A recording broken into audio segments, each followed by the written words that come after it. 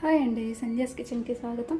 ఈరోజు రెసిపీ వచ్చేసి వామాకుతో మనం చారు చేసుకుందామండి. వామాకుతో చారు చేసుకోవాలి. ఇలా ఆకు కడిగేసి పెట్టేసుకోవాలి. ఈ ఆకుని మనం చిన్నగా కట్ చేసుకొని ఉంచుకోవాలి. అలాగే మనం చింతపండు కూడా ఒక నిమ్మకాయ సైజు చింతపండు అయితే సరిపోతుంది. ఇది నానబెట్టుకోవాలి. నానబెట్టేసి దీని నుండి రసం తీసుకొని పక్కన పెట్టేసుకోవాలి. ఇప్పుడు ఒక బౌల్ తీసుకొని ఇందులో ఒక హాఫ్ స్పూన్ వరకు మిరియాలు తీసుకుందాము. అలాగే ఒక హాఫ్ స్పూన్ జీలకర్ర, అలాగే ఒక టీ స్పూన్ వరకు ధనియాలు వేసుకోవాలి. ఇవి మూడు కూడా రోట్లో వేసుకొని దంచుకోవాలి. చూడండి, ఇలా దంచుకోవాలి. నేను కొంచెం మెత్తగా పౌడర్ చేసుకోలేదు, కొంచెం క్రష్గానే చేసుకున్నాను. మెత్తగా కూడా చేసుకోవచ్చు.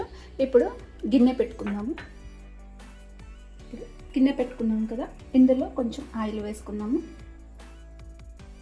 ఒక టేబుల్ స్పూన్ కన్నా కొంచెం ఎక్కువగా వేసుకుంటే సరిపోతుంది. ఇప్పుడు ఆయిల్ కూడా వేడింది కదా, ఇందులో ఒక హాఫ్ స్పూన్ వరకు ఆవాలు, కొంచెం ఒక పావు స్పూన్ వరకు జీలకర్ర. ఆవాలు కూడా మనకు కొంచెం చిటపటమంటున్నాయి కదా.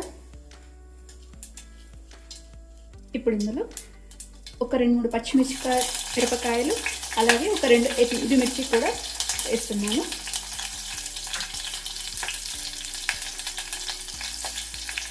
ఇప్పుడు పచ్చిమిర్చి వేగాయి కదా, ముందుగా దంచి పెట్టుకున్న ధనియాలు, జీలకర్ర, మిరియాలు వేసుకోవాలి. అలాగే ఒక 5-6 వెల్లుల్లిపాయలు కూడా ఇలా దంచుకొని వేసుకోవాలి. అలాగే కొంచెం కరివేపాకు,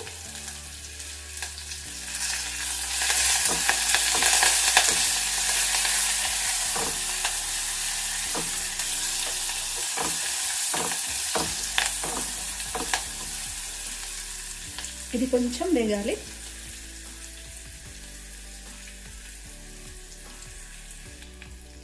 ఇందులో ఒక హాఫ్ స్పూన్ వరకు పసుపు వేసుకున్నాము.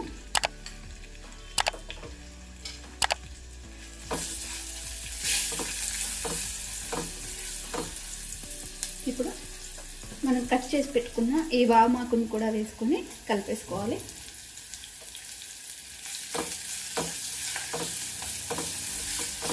నేను ఇక్కడ ఒక 15 వరకు వామాకులు తీసుకున్నానండి. కొలతేమీ లేదు, వేసుకోవచ్చు. ఇది కొంచెం 1 నిమిషం పాటు మనం వేయించుకున్నాము.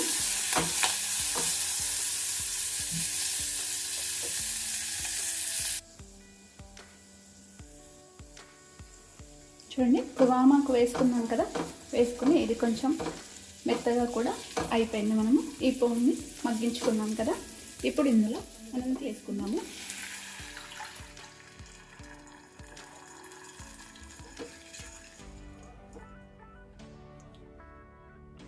చింతపండు రసం వేసుకున్నాము, కొన్ని వాటర్ వేసుకున్నాము. ఒక హాఫ్ గ్లాస్ వరకు వాటర్ వేసుకున్నాము. ఈ రసానికి, ఇలా చింతపండు రసానికి కొలత ఏమీ లేదు. చింతపండు పులుపుని బట్టి మనము వాటర్ వేసుకోవాలి.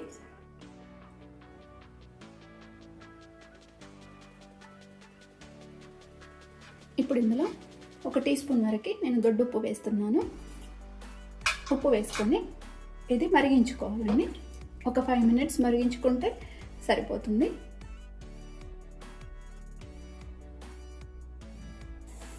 చూడండి, చారు మరిగిపోయింది కదా. కొంచెం టేస్ట్ చూసుకోండి, ఉప్పు ఏమైనా పడితే వేసుకొని కలుపుకోవచ్చు. ఇలా మరిగింది కదా, ఇప్పుడు స్టవ్ ఆఫ్ చేసేసుకుందాము. ఇంతే అండి, వామాకు చారు రెడీ అయిపోయింది. దీన్ని రసం కూడా అంటారు. మనం వామాకు బజ్జీలు చేసుకుంటాం కదా, అదే వామాకు. చాలా సింపుల్గా చేసుకోవచ్చు, ఈజీగా, తొందరగా కూడా అయిపోతుంది.